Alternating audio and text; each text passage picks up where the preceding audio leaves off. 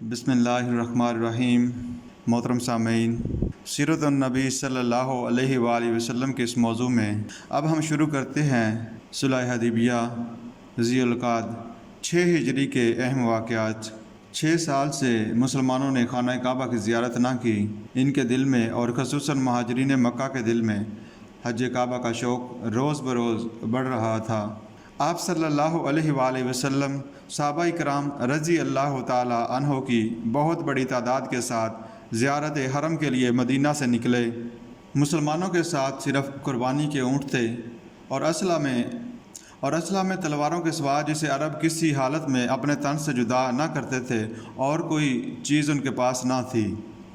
عرب کے دستور کے مطابق بدترین مجرم کو بھی حج سے روکا نہ جا سکتا تھا اور ایام حج میں حرم کی حدود میں لڑائی جھگڑا منع تھا۔ اسی لیے عرب کی اس روایت کے پیش نظر آپ صلی اللہ علیہ وآلہ وسلم نے احرام کی حالت میں اپنے جانی دشمن قبائل کے شہر میں جانے کا جرأت مندانہ قدم اٹھایا تھا۔ قریش کو مسلمانوں کی آمد کی خبر ملی تو وہ حیران رہ گئے اور مرعوب بھی ہوئے۔ کسی کو عمرہ سے روکنا عرب کی روایت کے خلاف تھا اور قریش کے لیے باعث بدنامی تھا، لیکن ایک بھاری جماعت کے ساتھ آپ صلی اللہ علیہ وآلہ وسلم کا مکہ کی طرف بے خوف و خطر کوچ کرنا ان کے لیے بدر اور خندق کی جنگوں میں ناکامی سے بھی زیادہ ذلت آمیز تھا۔ اس لیے انہوں نے فیصلہ کیا کہ وہ مسلمانوں کو کسی قیمت پر مکہ میں داخل نہیں ہونے دیں گے۔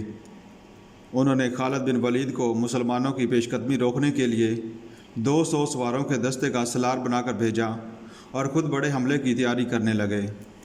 اس پر حضور صلی اللہ علیہ وآلہ وسلم نے قریش کے پاس اپنے ایک سفیر کو یہ پیغام دے کر بھیجا کہ ہماری نیت صرف طواف کعبہ، زیارت حرم اور قربانی کی ہے، ہم لڑنے نہیں آئے، مگر قریش نے اجازت دینے سے انکار کر دیا۔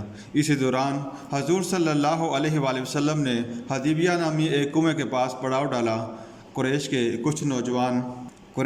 کچھ نوجوان حضور صلی اللہ علیہ وآلہ وسلم پر حملے کی نیت سے آئے۔ صحابہ کرام رضی اللہ تعالی عنہ نے انہیں دیکھا تو گرفتار کر لیا۔ جب وہ رسول اکرم صلی اللہ علیہ وآلہ وسلم کے سامنے لائے گئے تو آپ صلی اللہ علیہ وآلہ وسلم نے ان کا جرم معاف کر کے انہیں رہا کر دیا۔ اسی اثناء میں عروہ بن مسعود ثقفی قریش کی طرف سے مسلمانوں کو سمجھانے آیا کہ وہ واپس چلے جائیں، ورنہ قریش کا لشکر انہیں موت کے گھاٹ اتار دے گا۔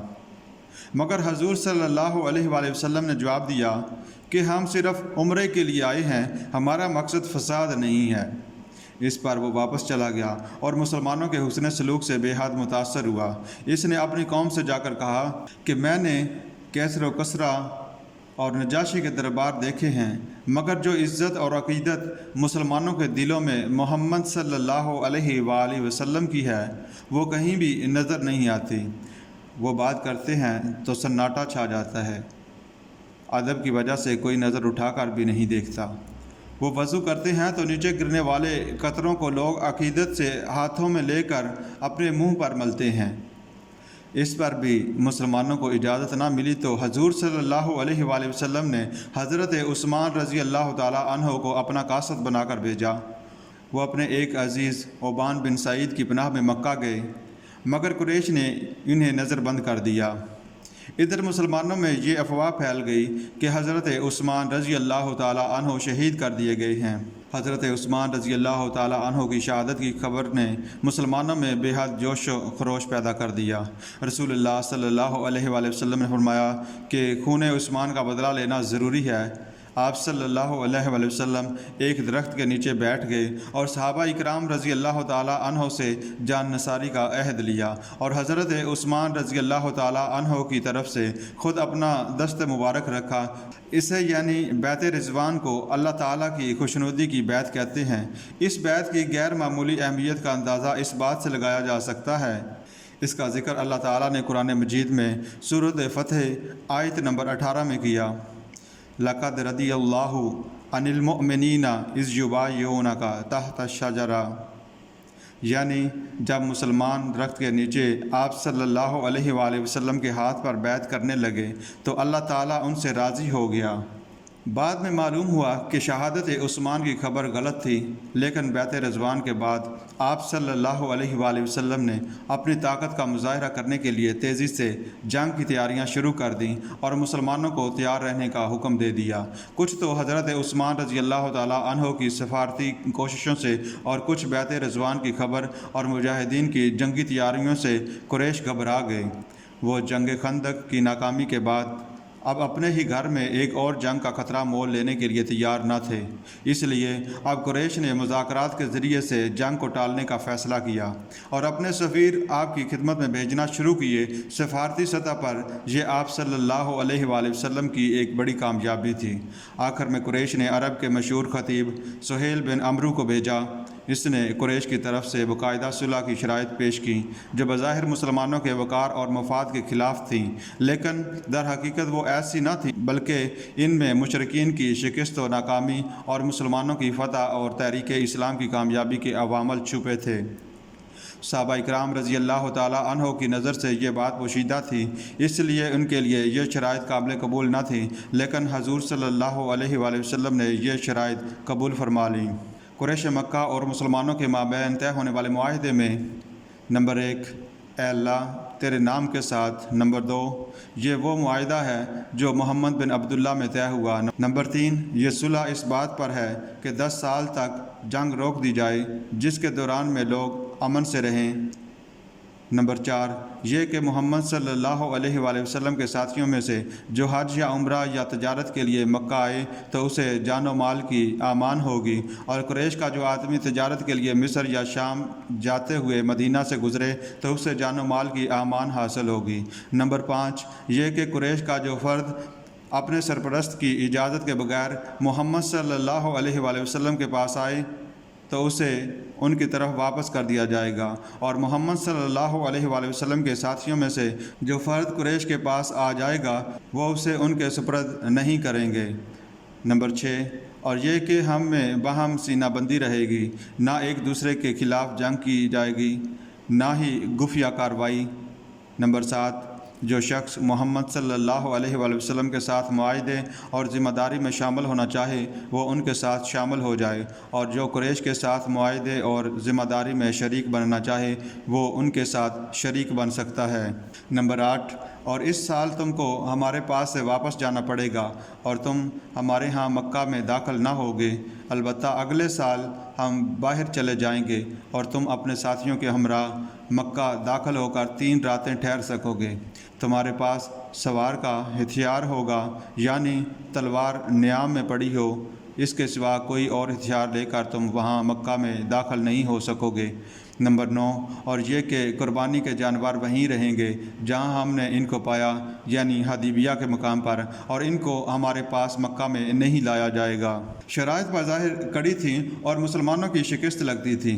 اس لیے جوشیلے مسلمان ان کو پسند نہ کرتے تھے، یہاں تک کہ حضرت عمر رضی اللہ تعالیٰ عنہ بھی ان کو ماننے پر آمادہ نہ تھے، مگر رسول اللہ صلی اللہ علیہ وآلہ وسلم کے سامنے کون انکار کر سکتا تھا۔ آخرکار معاہدے پر دونوں فریقوں کے دستخط ہو گئے۔ اس معاہدہ صلح کے پس منظر میں کئی اسباب و عوامل کار فرما تھے، مثلاً 6 ہجری میں روم و فارس کی لڑائی فارس کی شکست پر ختم ہوئی اور مسلمانوں کے لیے اس بات کا بہترین موقع میسر آیا کہ وہ فارس کے ماتحت علاقوں پر توجہ بڑھائیں، جس کے لیے اہل مکہ سے امن اور صلح ضروری تھا۔ یہود مدینہ کی فطری شیطانیوں اور معاہدہ توڑنے کے سبب رسول اکرم صلی اللہ علیہ وسلم نے انہیں مدینہ سے نکال باہر کیا۔ یہ یہود مدینہ کے آس پاس کے علاقوں خیبر تا شام بکھر گئے اور انہوں نے دوسرے یہودی مشرکین کے ساتھ مل کر مسلمانوں کے خلاف متحد محاذ قائم کر لیا۔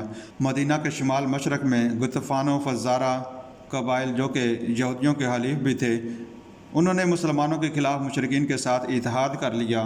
مدینہ کے منافقین مسلمانوں کے طاقتور اور اہم ترین دشمن تھے، مسلمانوں کے خلاف مسلسل ریشہ دوانیوں کا مرکز بنے ہوئے تھے۔ صورتحال یہ تھی کہ اگر مسلمان مکہ جاتے ہیں تو خیبر و غطفان مدینہ پر چڑھ دوڑتے، اور اگر مسلمان خیبر جاتے ہیں تو مکہ والے آ کر مدینہ لوٹ لیں، کیونکہ مدینہ بیچ میں واقع ہے۔ ان حالات کے مطابق مسلمانوں کے لیے یہ ممکن نہیں تھا کہ وہ ایک ہی وقت میں تمام دشمنوں کے ساتھ مقابلہ کر سکیں۔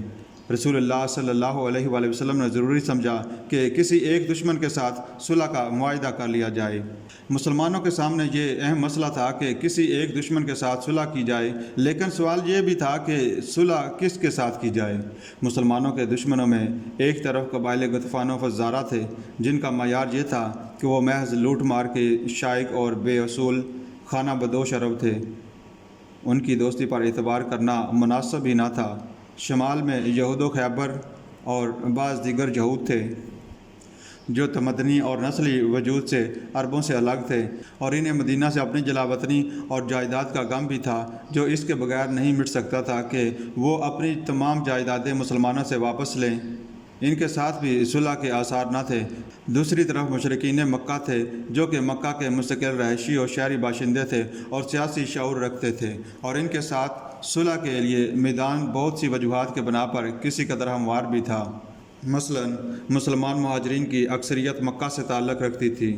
صلح حدیبیہ سے قبل رسول اللہ صلی اللہ علیہ وآلہ وسلم نے مکہ کے انتہائی بااثر سردار ابو سفیان بن حرب کی صاحبزادی سے عقد فرما لیا۔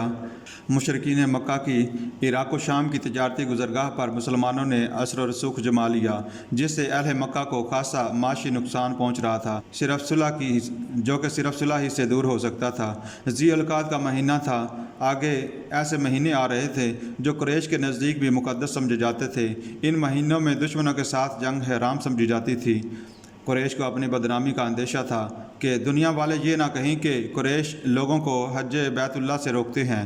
حج کعبہ پر اتفاق اور قریش کے ساتھ ہم قبلہ ہونا، یہ تمام وہ اسباب تھے جن کی بنیاد پر قریش کے ساتھ صلح کے واضح آثار نظر آ رہے تھے۔ آپ صلی اللہ علیہ وآلہ وسلم نے ہر ممکن کوشش کی کہ مشرکین مکہ کے ساتھ جنگ سے بچا جائے اور صلح ہی کی جائے۔ اس کا اظہار کرتے ہوئے آپ صلی اللہ علیہ وآلہ وسلم نے فرمایا کہ قسم ہے اس ذات کی جس کے قبضہ قدرت میں میری جان ہے، آج قریش مجھ سے جو مطالبہ کریں گے میں اسے قبول کروں گا۔ حدیبیہ کے مقام پر سفارتیں شروع ہو گئیں۔ بلاخر سہیل بن عمرو کے ساتھ طویل گفت و شنید کے بعد معاہدہ طے پایا۔ قریش کی پسندیدہ شرائط کا یہ معاہدہ بظاہر تو مسلمانوں کے مفاد میں نہ تھا، لیکن بعد میں ثابت ہوا کہ دراصل یہ معاہدہ مسلمانوں کے لیے فتح مبین تھا، جس کے متعلق اللہ تعالیٰ نے فرمایا انا فتحنا لک فتحا مبینا، بے شک اے نبی ہم نے آپ کو کھلم کھلی فتح دی۔ امام ظاہری کے مطابق اسلام میں اس سے قبل کوئی بڑی فتح نہ تھی، جنگ میں تو لوگ گتھم و گتھا تھے۔